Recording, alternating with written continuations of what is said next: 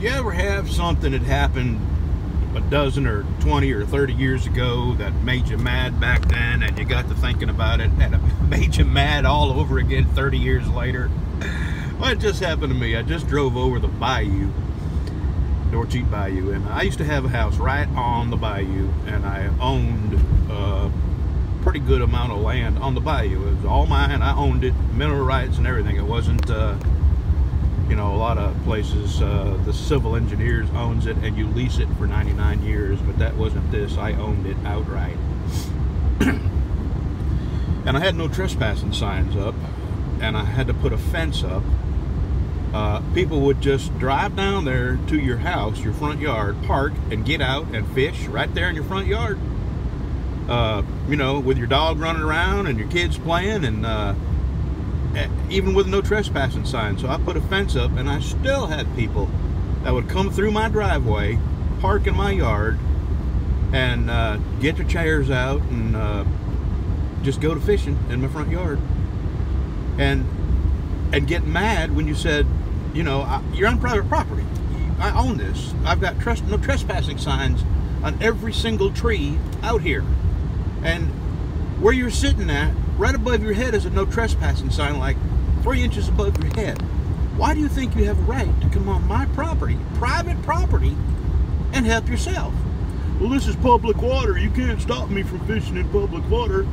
Of course I can't stop you from fishing in public water, but I can stop you from coming on my property to fish in it. I mean, if you were in the water fishing, I wouldn't have a word to say. And over and over and over, I had trouble. Every year I had trouble with people demanding they had a right to come on my property and fish in the bayou. And I'm the kind of guy, if you'd knocked on my door and said, I'd love to fish in that bayou, would you let me park in your front yard? Man, I'd help them set their lawn chairs up. But I'm also type A. If you think you can get over on me, and you do, and you, it's not going to go well for you. And I just got to thinking about all the hassles, all the gall, the audacity some people have concerning your rights to your property. And throughout my life, I've had people think they had a right to something that I worked for. You know, I wasn't a privileged person. I drove an 18-wheeler. I joined the Army when I was 17 and worked every single day of my life since then. It was always menial labor, you know, no office jobs, no privileged jobs. It was always the hardest, most undesirable job because they paid the most. And so everything I had, I got through back-breaking labor. And my wife, too. My wife doesn't have an education like me, you know. She didn't. She went right to work out of high school. Actually, she worked in high school. She started working at Dairy Queen when she was 15 years old. And so we weren't, you know, given anything. Everything we had, we worked hard for. And, oh, it used to piss us off when we wake up in the morning drinking coffee, looking out our picture window, and there's people fishing in our front yard. And just the audacity, the gall would just blow your mind. And then if I could have recorded some of the conversations back then, there was no cell phones. People, the excuses they would make for having a right to be on your personal private property, to come through your gate that says do not enter private property, trespassers will be prosecuted, you know, no shoplifting, do not fold, spindle, or mutilate. I mean, I had every sign you could think of. No hunting, no fishing. And, oh, I'm fixing to run a light. Sorry. Well, I didn't really run it. It's still yellow, technically. Anyway, I just drove over the bayou and had a flashback to all them memories. And that wasn't all. During duck hunting season, even the road that all these houses were on, you had to cross a private bridge onto an island. And the bridge was private, the road was private, it was privately maintained, even the water system was privately owned by all of us. We had a co-op.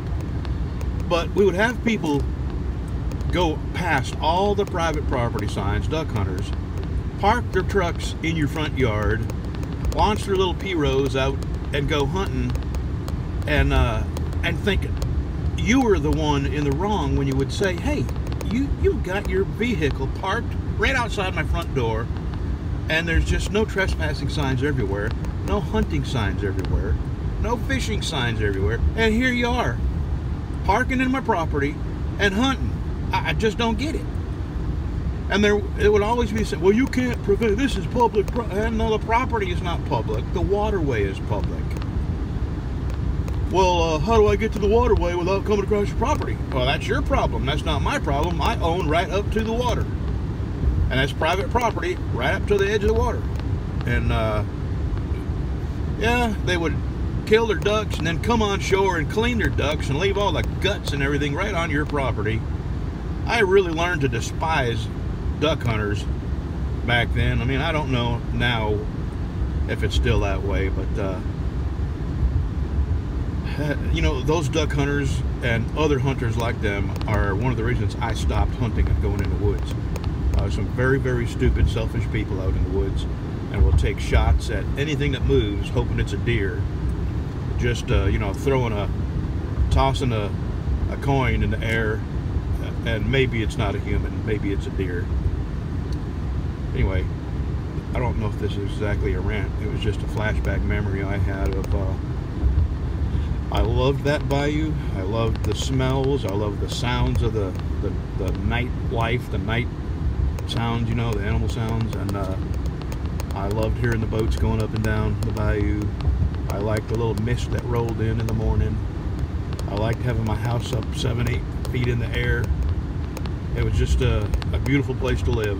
It was a little one-bedroom house. It wasn't big.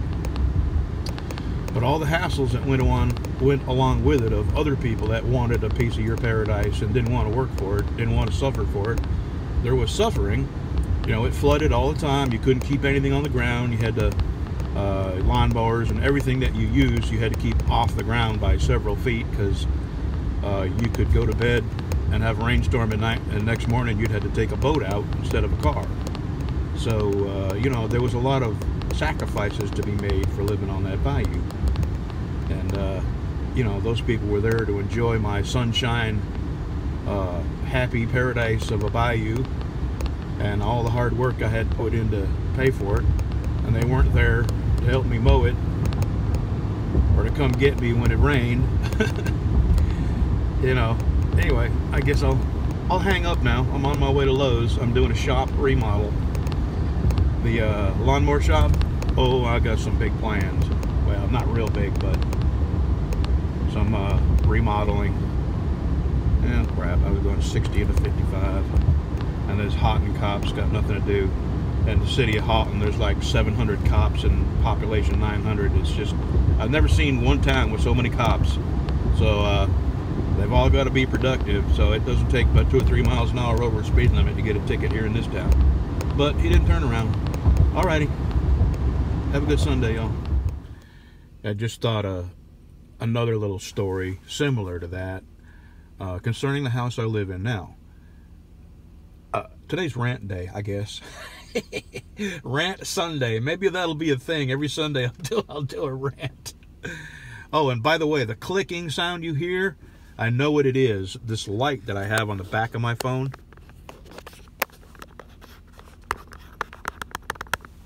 The chrome trim around it is rattling. I figured it out. So I'll stop that. When I get home, I'll put some super glue on it or something. Okay.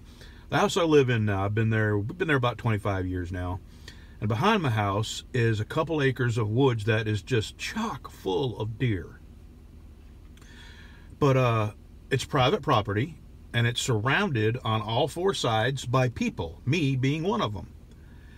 And one day, this guy pulls up on the street outside my house and unloads 4-wheelers. 4-wheelers. And he heads towards my property. He's going to drive his 4-wheelers on my property. And I'm out there. What are you doing? He goes, I'm fixing to go hunting in woods back there. I said, no, you're not. You can't hunt in city limits. You can't hunt. I mean, how are you going to shoot and not be aiming at somebody's front freaking door, you moron? Man, we almost got into a fight in my front yard because this guy is determined he has a right to hunt private property inside city limits, hundreds of feet away from lots of people that live around it. Not lots, there's 3 houses. But there's no direction you could shoot and not be aiming at somebody's home or animals. And since then, we've had other people, they would see deer in our yard and think they could come up in our yard and shoot the deer in our freaking yard. Which is why I decided to go ahead and invest the money and fence my entire property in. That is a lot of fence. 5 acres is a lot to fence in by yourself. 1 T-post at a time. And yeah, I got it all fenced in and posted, and I had to do that to keep morons from thinking they could come up outside my front door and hunt.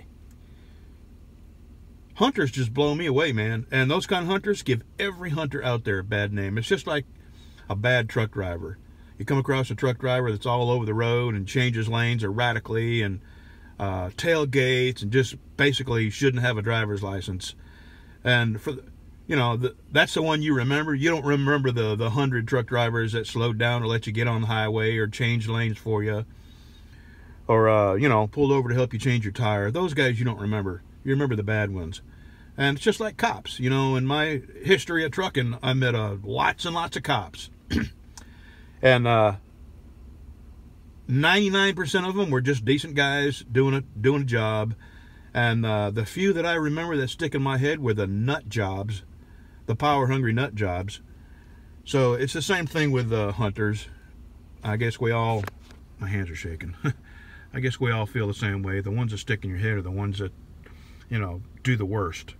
And those hunters, the duck hunters, the deer hunters, the fishermen, those are the ones you tend to remember that demand to use your personal property, your private property as their own. Okay, for sure this time. Going in here, I'm getting a sheet of plywood, a 2x12, some 1x4s, a 2x4, shelf brackets, and I'm gonna get a light. But wait till you see this light. You're gonna be blown away. I had no idea it existed, and that'll be another video. So again, have a good Sunday, y'all.